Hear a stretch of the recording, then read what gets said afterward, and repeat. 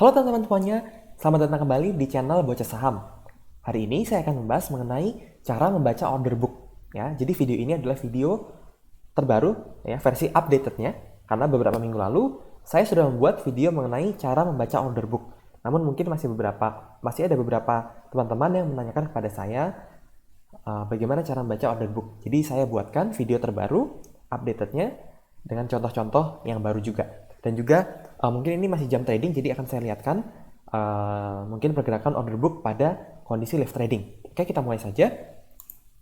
Ya, jadi apa itu order book? Order book adalah buku order, ya. Jadi buku tempat order. Jadi kita bisa melihat order-order yang sedang ditempatkan pada order book. Ya, tampilannya bisa seperti ini, yang horizontal. Di sini ada bid-nya, di sini ada offer, ataupun bisa secara vertikal seperti ini. Ya, di bawah sini ada bid dan di atas ini ada offernya.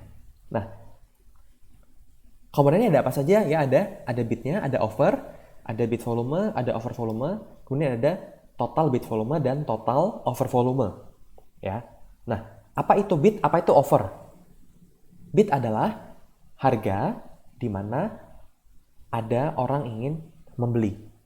Oke? Sedangkan offer adalah harga di mana orang ingin menjual.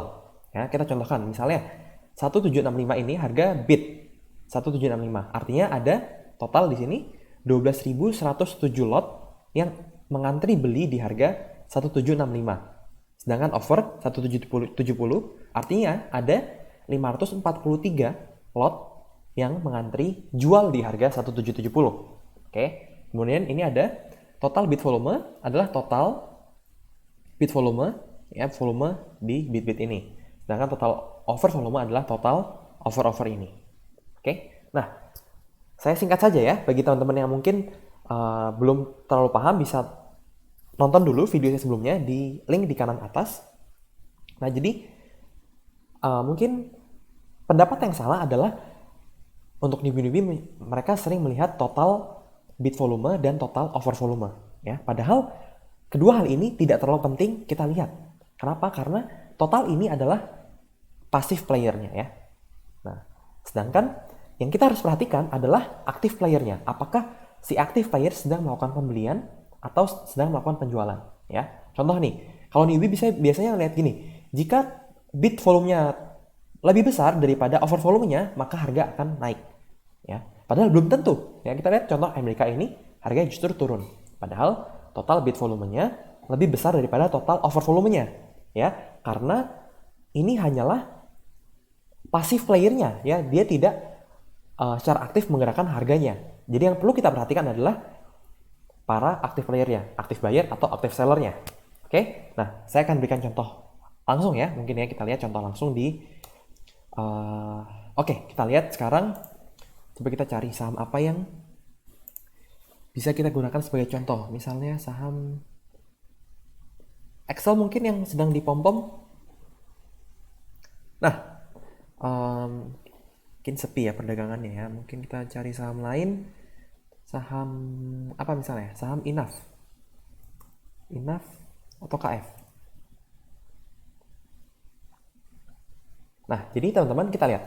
Harga saham akan bergerak ya, menyesuaikan teori supply and demand ya. Sudah sering saya jelaskan mengenai supply and demand. Ya, jika supply tinggi ya dan demand turun, maka harga akan turun. Sedangkan jika supply sedikit dan demand permintaannya tinggi, maka harga akan naik ya. Nah, pengaplikasinya di saham seperti apa? Ya, kita anggap offer volume ini adalah supply ya. Sedangkan bid volume ini adalah demand ya. Tapi perbedaannya adalah kita bisa melihat adakah demand aktif dan demand pasif ya. Jika demandnya itu hanya diletakkan di harga bid, maka harga tidak akan bergerak ya. Tapi harga akan bergerak jika ada yang hajar kanan atau menghabiskan jumlah offer. Ya, contoh kita lihat saham yang aktif apa ya? Misalnya Viva mungkin. Viva. Apa ya? Misalnya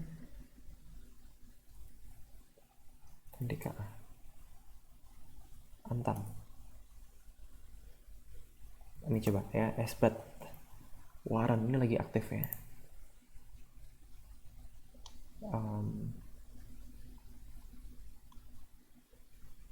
Misalnya, oke, saya contohkan di Antam saja ya misalnya. Ya, ini em, kita lihat di best bit terbaik ya, ada di 795 dan ada 130.000 lot yang mengantri untuk membeli ya. Sedangkan di harga over 800 ini ada 66.000 lot yang mengantri untuk menjual. Nah, jika saat ini saya HK ya, saya habiskan supply-nya ya, maka supply-nya di harga 800 akan habis sehingga harga akan bergerak naik ke 800. Ya, kita lihat ini overnya terus berkurang ya. Jika ini habis, maka harga akan naik ya. Overnya akan berpindah menjadi harga 805. Seperti itu. Sedangkan jika ada yang buang barang ya, ada yang hajar kiri, buang kiri sampai bitnya habis, maka harganya bitnya akan turun ke 790. Seperti itu pergerakan harga ya. Jadi kita harus melihat aktif dan pasif playernya. Nih, misalnya kita lihat nih, ada sedang terjadi active buying ya. Ini overnya di 3370 dihabiskan.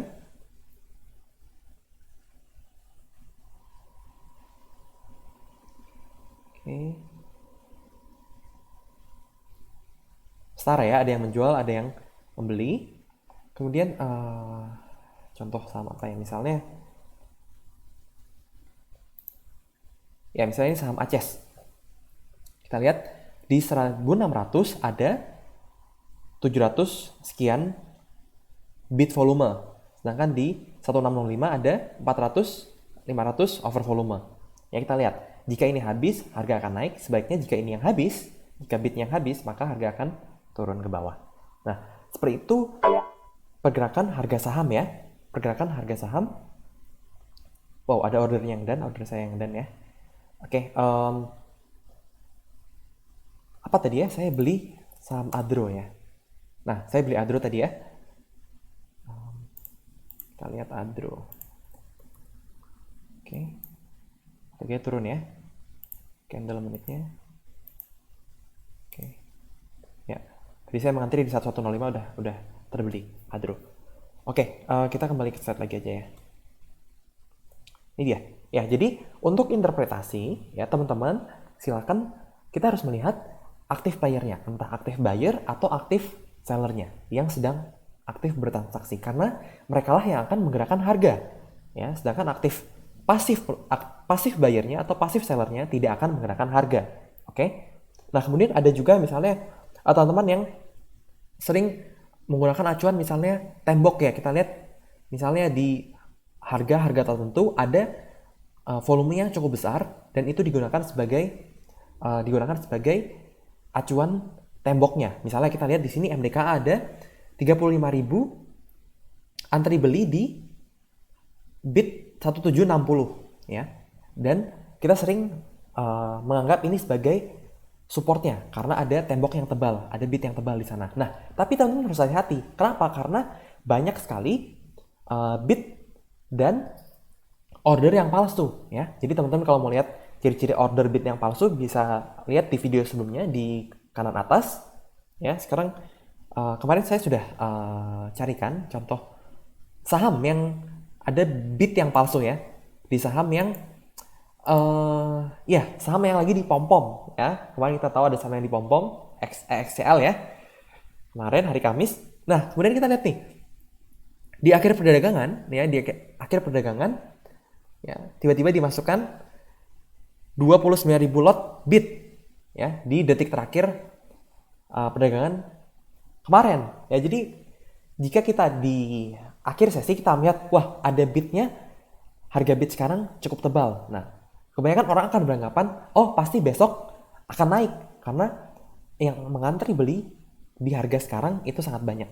Nah, tapi jika kita lihat ini baru ditempatkan di akhir dari perdagangan, maka kita bisa di logika saja ini pasti hanya order palsu yang ingin memperlihatkan oh bitnya banyak, padahal hanya diletakkan di akhir perdagangan. Artinya dia tidak benar-benar ingin membeli ya, hanya gertakan saja, hanya dimasukkan saja, tapi si pemasuk order ini tidak sedang ingin benar-benar membeli di harga bit 2610 ini. Nah, jadi teman-teman harus hati-hati dengan bit order palsu yang sering digunakan untuk pom-pom ya.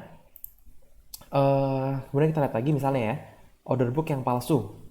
Misalnya kita lihat MNCN hari ini ARB ya. Nah, ARB MNCN. Kita lihat, kita cari quote stock order detail. Ya mungkin ini tidak banyak teman-teman yang bisa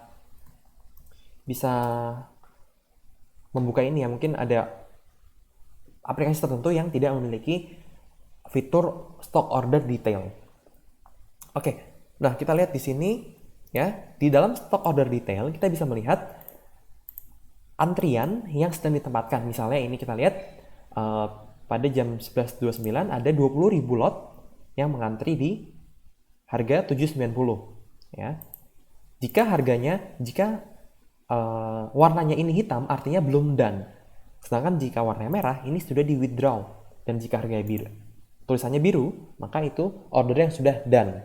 Ya, kita lihat ini Antam ya, banyak order yang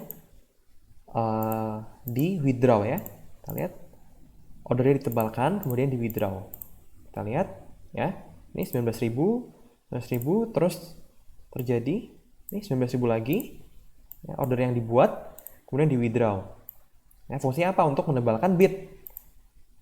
Ya, ini lihat 18.000 di withdraw, ini 18.000 di withdraw, ya ada withdraw lagi.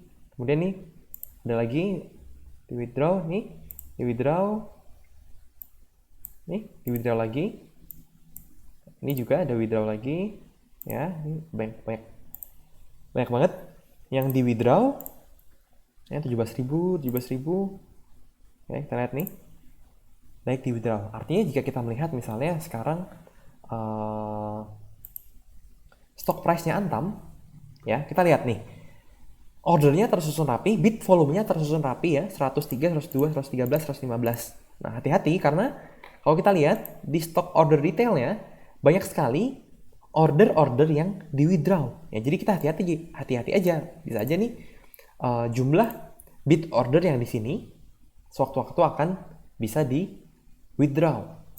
Ya, sekarang kita lihat lagi ke bawah lagi. Ya, ini ada 17.000 di withdraw. Kita lihat lagi ke bawahnya.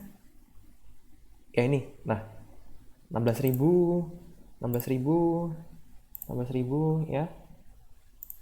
Di withdraw. Nah, ini rapi sekali ya, kita lihat ya.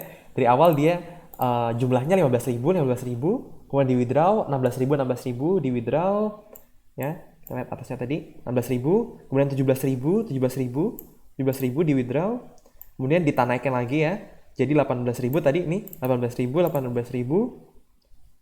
ya di withdraw. Jadi ini kemungkinan besar ya, kita lihat bid yang ada di sini adalah bid yang palsu, yang suatu saat bisa tiba-tiba di withdraw. Ya, kita lihat janjian ke bawahnya ada yang lebih banyak lagi ya.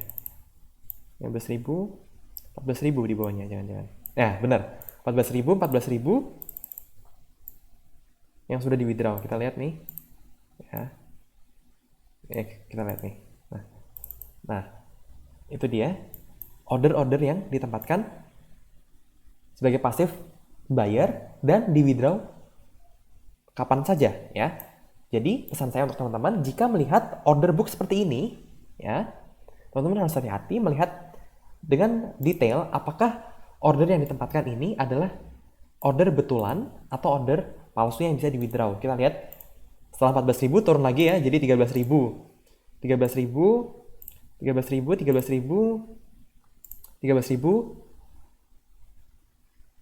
kemudian jangan-jangan nanti turun lagi jadi 12.000. Ya, kita lihat nih ada 12.000 lagi nih. 12.000, 11.000 ya. Dan kalau teman-teman lihat ke bawah, saya yakin masih baik juga order-order yang ditempatkan dan ya di withdraw. Oke. Jadi jika melihat stock order detail Antam seperti ini ya, bidnya, dan melihat bid volume seperti ini ya, teman-teman jangan menganggap ini sebagai tembok, karena jika kita lihat detail banyak order-order di sini yang sudah di withdraw. Jadi hati-hati ya terhadap order yang pasif. Ya, that's why saya lebih menyarankan teman-teman untuk melihat siapa aktif buyernya dan siapa aktif sellernya. Dari situ kita dapat informasi lebih banyak daripada sekedar total bid volume dan total offer volume. Nah, kemudian teknik-teknik lainnya seperti tape reading ya yang lebih advance lagi. Mungkin akan saya berikan kelasnya di minggu-minggu mendatang ya. Jika teman-teman masih punya pertanyaan, silakan tuliskan di kolom komentar. Dan silakan juga teman-teman bisa join grup kami di Telegram dan juga di Instagram untuk informasi-informasi tentang saham, dan juga jika teman-teman ingin bertanya lebih lanjut, silakan di grup Telegram kami. Terima kasih teman-teman sudah menonton sampai akhir, dan sampai jumpa di video-video kami berikutnya.